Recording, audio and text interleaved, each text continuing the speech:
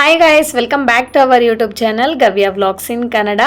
ನಾನಂತೂ ನನ್ನ evening routine ನಾನು ನಿಮ್ಮ ಹತ್ರ ಶೇರ್ ಮಾಡ್ಕೊತಾ ಇದ್ದೀನಿ. ಇವತ್ತಂತೂ ನಮ್ಮ ಮಕ್ಕಳು ಸಮ್ಮರ್ ಹೇಗೋ ಸ್ಟಾರ್ಟ್ ಆಯ್ತಲ್ವಾ, ಇನ್ನು ಏನಾದರೂ ಮಿಲ್ಕ್ ಶೇಕ್ ಮಾಡಿಕೊಡು, ಜ್ಯೂಸ್ ಮಾಡಿಕೊಡು ಅಂತ ಕೇಳ್ತಾ ಇದ್ರು. ಸೊ ದಟ್ ನಮ್ಮ ಹತ್ರ ಒಂದು ಪೈನಾಪಲ್ ಇತ್ತು, ಪೈನಾಪಲ್ ಮಿಲ್ಕ್ ಶೇಕ್ ಮಾಡೋಣ ಅಂತ ಹೇಳಿಬಿಟ್ಟು ಪೈನಾಪಲ್ನ ಕಟ್ ಮಾಡ್ತಾ ಇದ್ದೀನಿ. ಕಟ್ ಮಾಡಿ ಎಲ್ಲಾದರೂ ಡ್ಯಾಮೇಜ್ ಇದ್ದರೆ ಅದೆಲ್ಲ ನೀಟಾಗಿ ತೆಗ್ದು ಹಾಕ್ಕೊಂಡು ಚಿಕ್ಕ ಚಿಕ್ಕ ಪೀಸಸ್ ಆಗಿ ಕಟ್ ಮಾಡಿಕೊಂಡು ಫಸ್ಟ್ ನಾನಿಲ್ಲಿ ಸೈಡಿಗೆ ಎತ್ತಿಟ್ಕೊತಾ ಇದ್ದೀನಿ. ಇದಕ್ಕೆ ನಮಗೆ ಇಂಗ್ರೀಡಿಯೆಂಟ್ಸ್ ಏನೇನು ಬೇಕು ಅಂದರೆ ಹಾಲು, ಸಕ್ಕರೆ, ಐಸ್ ಕ್ರೀಮು, ಪೈನಾಪಲ್ ಇಷ್ಟಿದ್ರೆ ಸಾಕು. ನಾನಿಲ್ಲಿ ಪೈನಾಪಲ್ ಕಟ್ ಮಾಡಿರೋದನ್ನ ಜ್ಯೂಸರ್ ಜಾರ್ಗೆ ಹಾಕ್ಕೊಂಡಿದ್ದೀನಿ. ಆಮೇಲೆ ಕಾಯಿಸಿ ತಣ್ಣಗಾಗಿರೋ ಹಾಲಾದರೂ ಹಾಕೋಬೋದು, ಇಲ್ಲ ಹಸಿ ಹಾಲಾದರೂ ಹಾಕೋಬೋದು. ನಾನಂತಿಲ್ಲಿ ಹಸಿ ಹಾಲೆ ಹಾಕ್ಕೊತಾ ಇದ್ದೀನಿ. ಹಾಗೆ ಐಸ್ ಕ್ಯೂಬ್ಸ್ ನನ್ನ ಹತ್ರ ಇರಲಿಲ್ಲ, ಅದಕ್ಕೋಸ್ಕರ ಐಸ್ ವಾಟರ್ ಇತ್ತು ಫ್ರಿಜ್ಜಲ್ಲಿ, ಅದನ್ನೇ ಸ್ವಲ್ಪ ಹಾಕ್ಕೊಂಡಿದ್ದೀನಿ. ಮತ್ತು ನಮ್ಮ ಸ್ವೀಟ್ಗೆ ತಕ್ಕಷ್ಟು ಸ್ವಲ್ಪ ಸಕ್ಕರೆನ ಹಾಕ್ಕೋಬೇಕು ಆ್ಯಂಡ್ ಇದು ಐಸ್ ಕ್ರೀಮ್ ಹಾಕ್ಕೋಬೇಕು. ಐಸ್ ಕ್ರೀಮ್ ಕುಲ್ಫಿ ಐಸ್ ಕ್ರೀಮ್ನ ಆ್ಯಡ್ ಮಾಡ್ತಾ ಇದ್ದೀನಿ. ಐಸ್ ಕ್ರೀಮ್ ಅನ್ನೋದು ಆಪ್ಷನಲ್ಲು, ನಿಮ್ಗೆ ಇಷ್ಟ ಇದ್ದರೆ ಹಾಕ್ಕೊಳ್ಳಿ, ಇಲ್ಲ ಅಂದರೆ ಬೇಡ.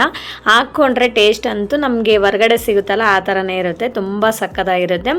ಇವಾಗ ನಾವು ಜ್ಯೂಸರ್ ಜಾರಲ್ಲಿ ಹಾಕ್ಕೊಂಡಿದ್ದೀವಲ್ಲ ಎಲ್ಲ ಐಟಮ್ಸು, ಇವಾಗ ನಾವು ಗ್ರೈಂಡ್ ಮಾಡ್ಕೊಂಬಿಡೋಣ. ಜಾಸ್ತಿ ಫೈನಾಗಿ ಗ್ರೈಂಡ್ ಮಾಡ್ಕೋಬೇಡಿ, ಒಂದು 2-3 ಪಲ್ಸ್ ಕೊಟ್ಟರೆ ಚೆನ್ನಾಗಿದಾಗುತ್ತೆ. ಅಲ್ಲಲ್ಲಿ ಪೈನಾಪಲ್ ಸಿಕ್ಕಿದ್ರೆ ನಮಗೆ ಮಿಲ್ಕ್ ಶೇಕ್ ಕುಡಿಬೇಕಾದ್ರೆ ಚೆನ್ನಾಗಿರುತ್ತಲ್ಲ ಟೇಸ್ಟು. ನೋಡಿದ್ರಲ್ಲ, ತುಂಬ ಟೇಸ್ಟಿಯಾಗಿ ಎಮ್ಮಿಯಾಗಿ ನಮಗೆ ಪೈನಾಪಲ್ ಮಿಲ್ಕ್ ಶೇಕ್ ಅಂತೂ ರೆಡಿ ಆಯಿತು.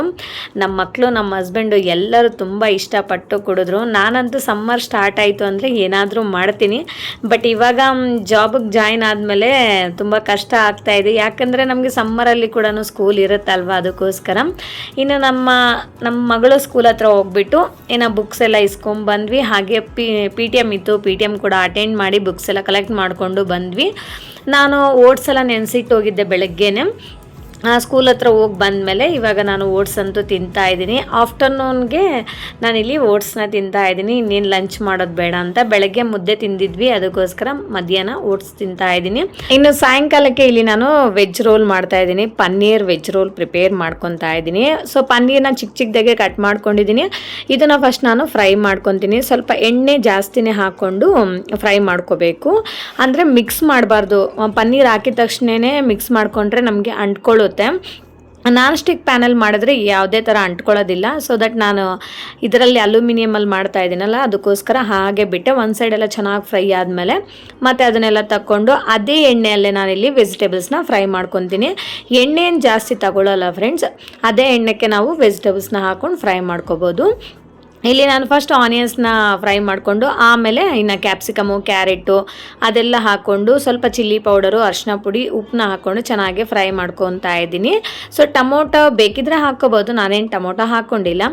ಸೊ ದಟ್ ಇನ್ನು ಲಾಸ್ಟಲ್ಲಿ ಕೊತ್ತಂಬರಿ ಸೊಪ್ಪು ಹಾಗೆ ನಾವು ಪನ್ನೀರು ಫ್ರೈ ಮಾಡಿಟ್ಟಿದ್ವಲ್ಲ, ಪನ್ನೀರನ್ನ ಹಾಕ್ಕೊಂಡು ಒಂದು ಸತಿ ಚೆನ್ನಾಗಿ ಮಿಕ್ಸ್ ಮಾಡಿ ಸ್ಟವ್ ಆಫ್ ಮಾಡಿಕೊಂಡ್ರೆ ನಮಗೆ ಸ್ಟಫಿಂಗ್ ಅಂತೂ ರೆಡಿ ಆಗುತ್ತೆ.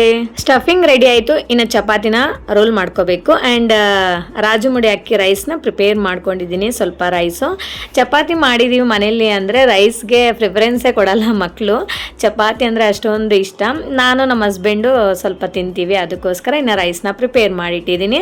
ಇವಾಗ ನನ್ನ ಮಗಳು ಫಸ್ಟು ರೈಸ್ ತಿಂದ್ರೇ ಚಪಾತಿ ಅಂತ ಹೇಳಿದೆ. ಅವಳಂತೂ ರೈಸ್ ಫಸ್ಟು ತಿಂದ್ಬಿಟ್ಟು ಇವಾಗ ಚಪಾತಿ ವೆಜ್ ರೋಲ್ಗೆ ವೆಯ್ಟ್ ಮಾಡ್ತಾ ಇದ್ದಾಳೆ ನಮ್ಮ ಗವ್ಯ ಅಂತೂ ಮಲ್ಕೊಂಡಿದ್ದಾಳೆ, ಇನ್ನೂ ಅವಳು ಎದ್ದಿಲ್ಲ. ಎದ್ದರೆ ಇನ್ನು ಅವಳಿಗೂ chapati favourite. But compare to ಗಮ್ಯಾಗೆ ಫೇವ್ರೇಟು. ದೊಡ್ಡೋಳಿಗೆ ಅಂದರೆ ತುಂಬಾ ಇಷ್ಟ ಚಪಾತಿ. ಇವಾಗ ಚಪಾತಿ ರೋಲ್ ಮಾಡಿಬಿಟ್ಟು ಹೆಂಚಿನ ಮೇಲೆ ಹಾಕಿ ಚೆನ್ನಾಗಿ ರೋಸ್ಟ್ ಮಾಡಿಬಿಟ್ಟು ಅದಕ್ಕೆ ನಾನು ಸ್ಟಫಿಂಗ್ನ ಹಾಕಿ ಕೊಡ್ತಾ ಇದ್ದೀನಿ. ಇಲ್ಲಿ ನಾನಿವತ್ತು ಮಾಯ್ನೀಸು ಮತ್ತು ಸಾಸು ಯಾವುದೇ ಥರ ಅಪ್ಲೈ ಮಾಡಿಲ್ಲ ಚಪಾತಿಗೆ. ಸೊ ಅದನ್ನು ಕೇಳ್ತಾ ಇದ್ದಾಳೆ ಗಮ್ಯ, ಯಾಕೆ ಅದೇನೋ ರೆಡ್ ಕಲರ್ದು ವೈಟ್ ಕಲರ್ದು ಏನೂ ಅಪ್ಲೈ ಮಾಡಿಲ್ಲ ಅಂತ. ಸೊ ಮನೇಲಿ ಇರಲಿಲ್ಲ, ಖಾಲಿಯಾಗಿತ್ತು, ಸಾಕು ಬಿಡು ಅಂತ ಹೇಳಿಬಿಟ್ಟು ಇನ್ನು ಸ್ಟಫಿಂಗ್ ಮಾತ್ರ ಚಪಾತಿ ಮಧ್ಯದಲ್ಲಿ ಹಾಕ್ಕೊಂಡು ರೋಲ್ ಮಾಡಿ ಕೊಟ್ಟಿದ್ದೀನಿ. ಸೊ ಗಮ್ಯ ಅಂತೂ ತಿಂದ್ಲು ಚೆನ್ನಾಗಿ. ಇನ್ನು ಇವಾಗ ನನಗೋಸ್ಕರ ರೋಲ್ ಮಾಡ್ಕೊಂಡು ನಾನು ತಿಂತಾ ಇದ್ದೀನಿ. ರಿಯಲಿ ನನಗಂತೂ ಇದು ತುಂಬ ಫೇವ್ರೇಟ್ ಅಂತಲೇ ಹೇಳ್ಬೋದು. ಪನ್ನೀರ್ ಅಂತೂ ನನಗೆ ಅಷ್ಟೊಂದು ಇಷ್ಟ ಆಗಿದೆ. ಈ ಥರ ವೆಜ್ ರೋಲ್ ಮಾಡ್ಕೊಂಡು ತಿಂದರೆ ಸಕ್ಕತ್ತಾಗಿರುತ್ತೆ, ತುಂಬ ಸಿಂಪಲ್ ಆಗಿರುತ್ತಲ್ವ. ನಮ್ಮ ಮನೆಯಲ್ಲಿ ವೆಜಿಟೇಬಲ್ಸ್ ಕ್ಯಾಪ್ಸಿಕಮು, ಕ್ಯಾರೆಟು ಏನಿಲ್ಲ ಅಂದರೂ ಕೂಡ ಆನಿಯನ್ಸು, ಪನ್ನೀರ್ ಹಾಕ್ಕೊಂಡು ಕೂಡ ತಿನ್ಬೋದು, ಅಷ್ಟು ಚೆನ್ನಾಗಿರುತ್ತೆ ವೆಜ್ ರೋಲು. ಮತ್ತು ಮಕ್ಕಳಿಗೆ ವೆಜಿಟೇಬಲ್ಸ್ ತಿಂದೇ ಇರೋರಿಗೆ ಈ ಥರ ಮಾಡಿಕೊಟ್ರೆ ತುಂಬ ಇಷ್ಟಪಟ್ಟು ತಿಂತಾರೆ. ಇನ್ನು ಎಲ್ಲ ಊಟ ಎಲ್ಲ ಆದಮೇಲೆ ಪಾತ್ರೆ ಎಲ್ಲ ವಾಶ್ ಮಾಡಿಕೊಂಡು ಇನ್ನು ಕಿಚನ್ ಕೌಂಟರ್ ಟಾಪು ಗ್ಯಾಸು ಎಲ್ಲ ಕೂಡ ಕ್ಲೀನ್ ಮಾಡ್ಕೊತಾ ಇದ್ದೀನಿ. ಗ್ಯಾಸ್ ಸ್ಟವ್ ಎಲ್ಲ ನೈಟ್ ಟೈಮ್ ಎಲ್ಲ ಕ್ಲೀನ್ ಮಾಡಿಟ್ಟು ಮಲ್ಕೊಂಡ್ರೆ ಬೆಳಗ್ಗೆಗೆ ತುಂಬ ಅಂದರೆ ತುಂಬ ರಿಲ್ಯಾಕ್ಸ್ ಫೀಲ್ ಆಗುತ್ತೆ. ನಮಗೆ ಕಿಚನ್ ಒಳಗಡೆ ಬಂದರೆ ತುಂಬ ಫ್ರೆಶ್ ಮೂಡ್ ಅಂತ ಅನಿಸುತ್ತೆ, ಫ್ರೆಶ್ ಫೀಲ್ ಆಗುತ್ತೆ. ಸೊ ನನಗಂತೂ ಇದೊಂದು ಅಭ್ಯಾಸ ಆಗಿಬಿಟ್ಟಿದೆ. ಒಂದಿನ ಕ್ಲೀನ್ ಮಾಡಿಲ್ಲ ಅಂದರೂ ನನಗಂತೂ ನಿದ್ದೆನೇ ಬರಲ್ಲ. ಸೊ ಇಷ್ಟೇ ಫ್ರೆಂಡ್ಸ್ ಇವತ್ತಿನ ವ್ಲಾಗ್. ಈ ವ್ಲಾಗ್ ನಿಮ್ಗೆ ಇಷ್ಟ ಆಗಿದ್ರೆ ಪ್ಲೀಸ್ ಒಂದು ಲೈಕ್ ಮಾಡಿ, ಶೇರ್ ಮಾಡಿ, ವಿಡಿಯೋ ಹೇಗಿದೆ ಅಂತ ಒಂದು ಕಾಮೆಂಟ್ ಮಾಡಿ ಆ್ಯಂಡ್ ದಯವಿಟ್ಟು ಸಬ್ಸ್ಕ್ರೈಬ್ ಮಾಡ್ಕೊಳ್ಳೋದನ್ನು ಮಾತ್ರ ಮರಿಬೇಡಿ. ಓಕೆ, ಪ್ಲೀಸ್ ಸಬ್ಸ್ಕ್ರೈಬ್ ಮಾಡಿಕೊಂಡು ನಾನು ಕೂಡ ಸಪೋರ್ಟ್ ಮಾಡಿ. Okay, thank you for watching. See you in the next vlog.